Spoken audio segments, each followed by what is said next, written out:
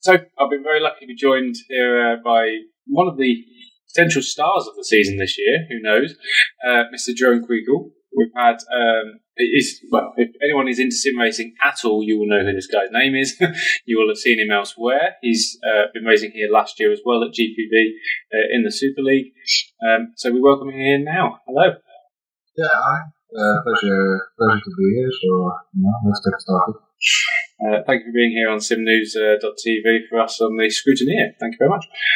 Wanted to crack, because we are talking Scrutineer and it's the start of the season and everything going on, we've got a whole new car. You did drive the second half of the year last year. Is there much difference between the two? Yes and no. I reckon there's quite a bit of a difference in terms of difficulty to drive. That was something that was quite noticeable at first. When I stepped into the car in the previous mod from last year, it was very easy to get used to it, and the driving was incredibly easy, especially on power. That was the thing that I noticed. You could plant it and it would go without any problems.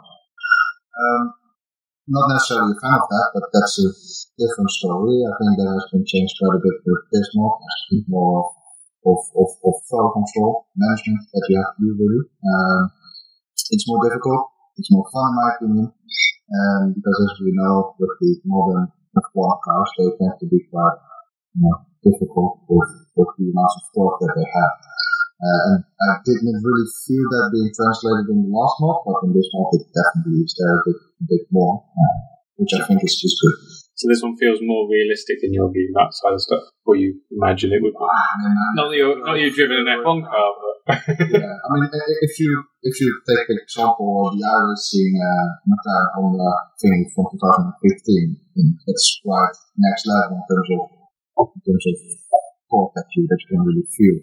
And when you pump the power down, even if it's just a little bit, the car will spin on you.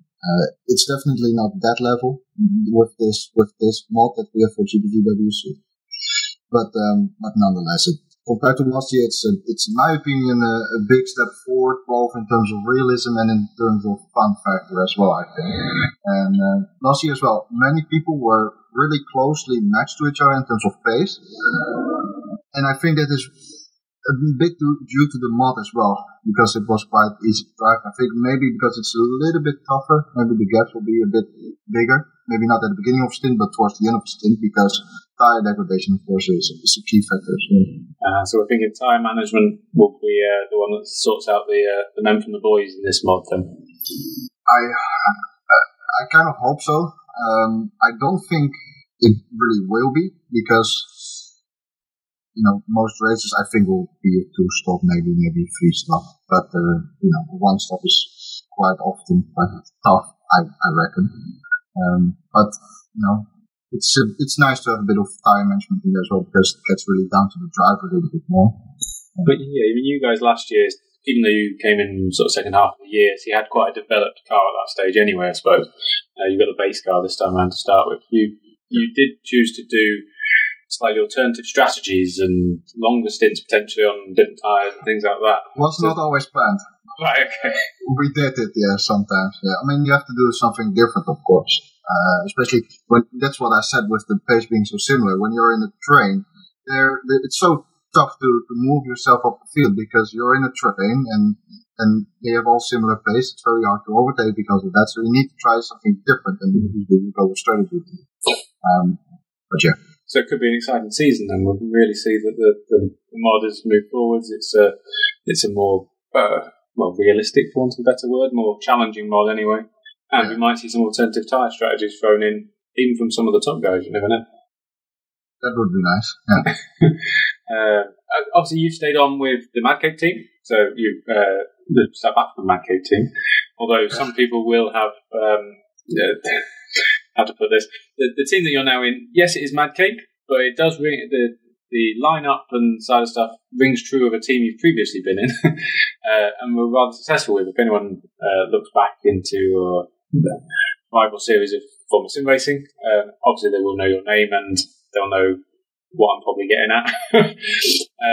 It was a very successful time for you. Is that sort of what you thought will bring everyone back together and Or was that not your decision? That was Madcape. Madcape went out and found you. No. We did speak about that, definitely, because it's not necessarily about the success, because in my opinion, it's not relevant anymore. Of course, you can say, the name is still there, and, from 3 years ago, we still know you. I don't think that counts anymore, to be honest. I don't think that's relevant. The thing that was most important for me was to have the fun factor back that I had with that group of people.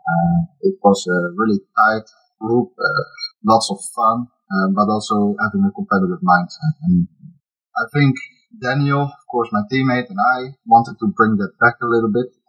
Peter, who is the guy who we brought in, is a class guy, always funny. So that's what we wanted to get back a bit. It's not necessarily about the competitive stuff, because Xavier is also a top guy, of course. But it's more having that tight bond that we had a few years ago. We wanted to replicate it again, and that's the main reason, really. So you think having the fun and the camaraderie and working together in that way, the results sort of come because of that, because you're doing so well and working together. It's a sort of a byproduct is you do really well out of it. I mean, we can get lost that. Sometimes we're talking nowadays, we talk sim racing as an esport. We think, it's getting really competitive and it's getting really... But actually, there is still that huge team element and wanting to actually enjoy yourself. How many hours do you spend what will you spend on, on your rig and with the team in the build-up to a race? It's got to be hours and hours and hours. So usually hours. But the thing is, sometimes when you spend less hours, you do actually perform better, which is really strange. But it's that's sometimes the way it works. Is that just because you focus on the bits that really matter if you have a short space of time, or you all do you mean together? So you'll test away separately and then come together briefly, or just real life gets in the way? I don't know really. I think it's just real life that gets in the way. Yeah. So you're doing any other racing other than GPVWC this year? Yeah, definitely. I've got the competition going on F1 2018 that is hosted nationally in this country. Big prize pot in there, so I'm definitely doing that. And then also there is a bit of a story about doing VEC perhaps as well, that kind of stuff. Been a bit inactive over the course of the last 2-3 years. I've been enjoying life a lot. But we want to get back into it again. Welcome back in that case. It's good to see that you're committing forwards to a whole new season somewhere as well. I'm excited to see what that can do. I think a lot of people, I don't know, we've seen on some of the other shows and things that we've spoken about, there's a bit more expectation, a bit more interest around Madcape this year compared to previous years where they've struggled. They've not done quite as well. There was, glimpses at the end of last year of what could potentially be this year. We know if anyone's a regular viewer and that sort of stuff, that that actually some mistakes that happen at the start of the year impact you all the way. You're sort of racing with one hand held behind your back potentially last year at times. So is it nice to be able to go, actually, I'm starting the season as I wanted to with the whole team around me. At the same time, though, is there no excuses? Like, the expectations are there because you should, in theory, do well. Do you hear people asking, have you still got it from 3 years ago? Is he still Kweekel? Is that... Yeah, I must say that that was harder for me than I expected. It's harder to manage that than I expected, because I don't care what others expect from me, but I noticed that I also expected something from myself. And again, like I said before, what happened before is not relevant anymore. And that is something that I discovered maybe a few weeks ago, because in my opinion, what works best for me is to have a clear vision where you're working on step by step. And I did not have that step by step kind of mentality. I was going to drive and I immediately wanted to be at the top. That's not how it works. You need to build up rhythm. And I underestimated that. So I hope for this season that we can start well, of course, but mainly that we can still learn, because we have a lot to learn. I think there's still a lot that we need to learn. It's not like because you were successful 3 years ago, you can now change at the top. That's bullshit. That's not the way it works. it's a bit of for me personally, I had to reset my mind and try to start over a bit. I would have to. You feel this has restarted your career almost then again, I suppose, if you're taking your time off, come back out of retirement almost, that sort of... I'm not that old, but... Well, some of the sim races coming through now, mate, they're like 15, 16, you know what I mean? Like, yeah. Who knows? But, yeah, I mean, I can't wait to see how you guys do this year, I really can't. How do you find the flip between, because I think some people might be surprised there to say you're doing quite a competitive F1 2018, which, you know, the purists watching this who are Rfactor 2 fans will be sitting there going, no, we can't possibly drive that, it's an arcade. How can you go from that side of stuff into Rfactor 2? Can you easily jump from one to the other? Does it take a bit of time to adapt? No. No? Just that good? No. No, not that, but yeah, I mean, it takes 5 laps maybe, and then yeah, because it's also iRacing and of course and Automobilista, lots of other stuff of course around it as well. Well, that's just it. I mean, you do drive top level. You've been driving top level iRacing as well over the past couple of years. People might have seen you in parts at least. Yeah. And again, that's with the team you sort of got and brought with you, I suppose. So I think it's. I'm impressed that Magcape needed to do something after last year, and I think a lot of people are agreeing that they've obviously done something to be able to get it to the best possible chance this year, I suppose. Maybe no one's expecting miracles. It wasn't the best season last year, but I don't see why you can't do well this year. No, I don't think that there's any need to worry or anything like that for us. We just need to enjoy, and maybe the first 2 or 3 rounds will be tough. I don't know. Maybe the first 2 or 3 rounds will be good. I don't know. As long as I think we see a good progression throughout the season, that we get better at least. I think that's the most important thing, because you can start well and then end up bad, and you get a bit of a sore feeling after this season, a bit like Ferrari, Yeah. So, you don't want to have that, of course. Obviously, GPV is slightly different in that it has got the development system and all that sort of stuff within it. Do you get involved in that side of stuff? Do you get in financials, developing the car, that sort of element, or even the bidding that we've had recently with engine bids and everything else like that? Or is it more, you just give me a car and I'm going to drive it? Yeah, but as a driver, you of course want to have a bit of a role in that as well. So regarding updates, upgrades on the car, I did test out a bit of stuff, of course, and of course, together with Daniel, the other driver, we gave our inputs, and from there we go and make a decision. And that wasn't done last year. Last year I had no clue how it worked. So there's a bit more involvement in that. So last year was the learning year, was it, effectively? Just sort of know what was happening? I don't know what was last year, actually. Last year was, I think maybe a bit of preparation for this year, and they trying to learn, trying to get used to not only the league but also the drivers who are in there. Because when you know what you are racing, it really help you. Maybe with some drivers you have to be cautious, and with others you can trust them. So experience is massively important. Massively important. So talking of the other drivers and stuff across the grid, what do you think of the lineups this year? We've got obviously we pretty much know all the lineups now for at least the first round. Quite a competitive field, it seems. Yes, but that should be the case with a top league, right? So that's not really a surprise. That's good. And it's, I don't know, maybe I look like a retard after the first 5 rounds, but I don't think that there will be a clear front runner. I think there are many people many teams who are actually capable of running at the top. So I think it will, the race victories will maybe decided on the little details, strategy, that kind of stuff, not the driving itself, because I think the top will be very close to each other. And I don't think there will be a clear favorite, really. I don't know if you have the same feeling, but... I believe it's very close. Well, to be honest, quite a long way down. I think teams could, I had the interesting time of trying to predict the standings in the last Superleague show, which turned out to be quite difficult when you actually start writing it down on paper nailing your flag to the mast type of thing. It's quite difficult.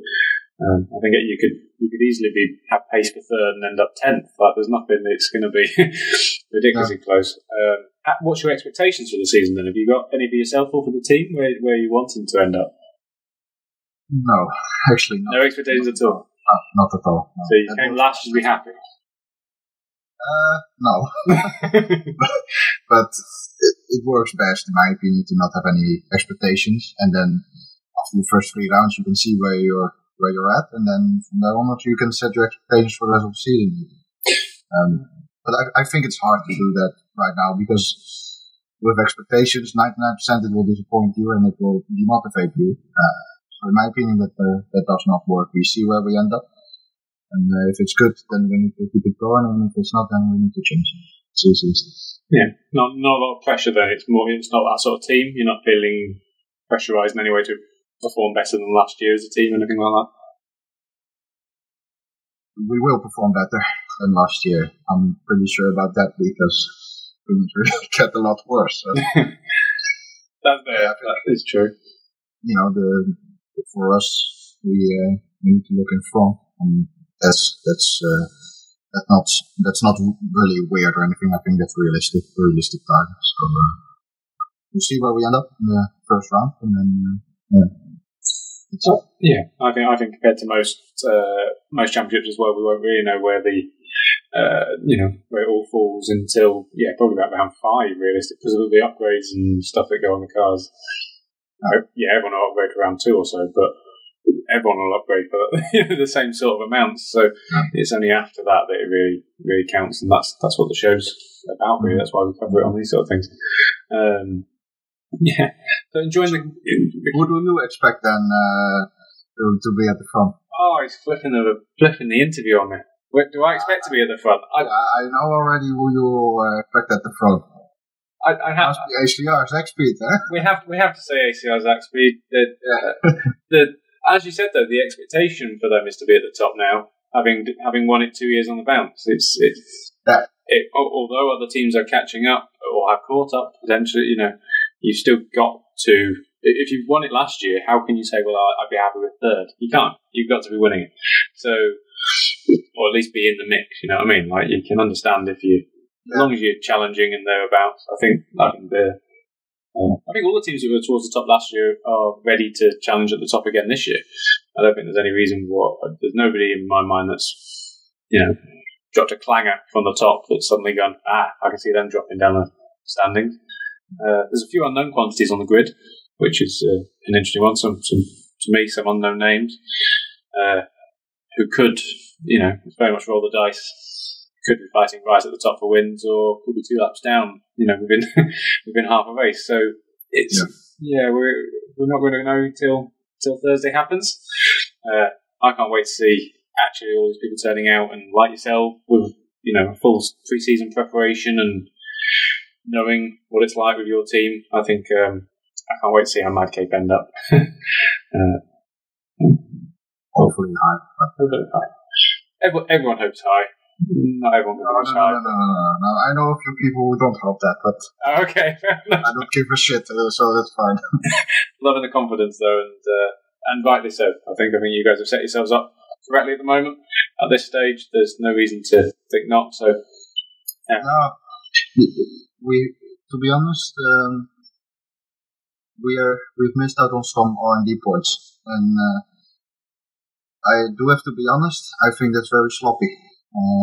That shouldn't happen, but it's a different story. I was going to say I was going to be courteous and not mention that bit at the moment for you guys, but at the moment it is a small blip. But I think because you're not a brand new team where every point counts, hopefully you have some carried over from last year, so it shouldn't impact your development straight away. Granted, we may need to look at you if we, final third of the season, if you're in the title hunt still, that might be where, depending on where you spent your points and things. But for the time being and everything else, I can't see it being a particular problem. That's what the Scrutineer is about, I suppose, isn't it? All the R&D points and testing stuff. You seem to have fixed that, though, in the last couple of tests. That did at least... you did at least have 3 drivers doing full laps. And we had to. Well, absolutely. So You weren't the only team as well, which helped. At least you weren't the only team to have missed out on some points. So. Yeah, but that's always a positive. I'm not the only one. Well, yes, that's true. Sherry, hard on yourself. I like it. I think actually the in-season tests will be much more valuable than previous years, because in the points that you gain now per kilometre and such haven't been changed. Last year you could have got away with just doing pre-season now. This year you're going to have to do in-season as well. So that's normally where a lot of teams do drop the ball occasionally. So that's one where you can definitely make up if you can get a driver there every time doing the full amount of laps. Normally you're better than half the grid. So hope yet. Don't be downhearted by the R&D points. There's still it's not that you want to be on top of your game right at the start. Very true. What do you think we're going to see? And let's throw this then. Without giving too much away, of course. Roughly, where do you think we're going to see a pole time or something like that then? In Australia? Yeah. Well, I'm starting at the back of the grid, so I'm not... Well, not you, but what do you think pole time would be in that case? Well, I don't know. I haven't done any poly laps because it's... Of course. No, useless too. Fair enough. I was just thinking compared to last year. I don't know what the pole time was. Right. Fair enough. Don't worry then. Maybe low 20, high 19 also? I don't know. Maybe low 19? I don't even know. No, fair enough. I didn't even realise you had a back of the grid for this one yet. I hadn't even got to that stage yet on my... I reversed over the finish line in the final. Yes. And that carried over to the back of the grid. Come on, man. Not okay. Well, hopefully we won't see any things like that from you this year, don't I? Learn your lesson there? No, but... No. Yeah, well, I mean, there was nobody on track, but fair enough. Well, download a copy of the rule book, you'll be alright. No, everyone here wish you very well this year. I'm looking forward to what can actually happen this season. I think there's so much going on. I think you guys could be one of the big stories this year. So, thank you very much for joining me. I hope we might be able to chat to you during the season as well, potentially. But no, I appreciate it, and good luck on Thursday. Yeah, thanks. Good luck to you too with the ACR stuff. Thank you very much. And make sure you tune into all our shows. Cheers. Yeah. Thanks, mate.